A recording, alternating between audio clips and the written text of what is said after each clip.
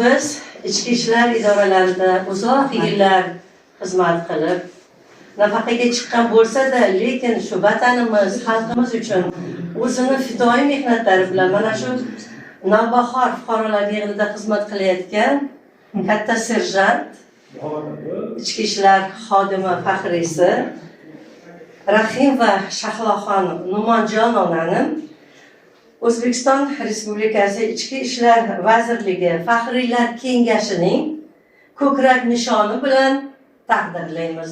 Taqdirlashni Faxriylar kengashining raisi, Farg'ona viloyati Ichki ishlar Faxriylar kengashining raisi podpolkovnik Usmonov Arabboyjon aka taqdirlaydi. Qutlug' bo'lsin. Bundan-da yaxshiroq ishlang. Ilohim, omadingizni bersin. Hayotingiz har doim gulli ochilib bo'lsin. Rahmat. Sog' bo'ling.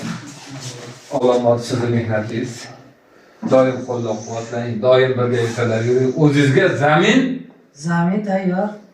yaratingki, ishtoba har xohlagan prezident ishtirokchi kirib, falon deydan bir shogird chiqaring. Avvalo sizga rahmat. Sizga katta rahmat. Bundan da chiroyli bo'lsin.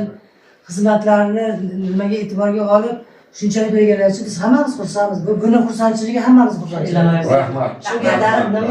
Shunga arziydigan qizimizda shu nimani o'zim taqib qo'yay.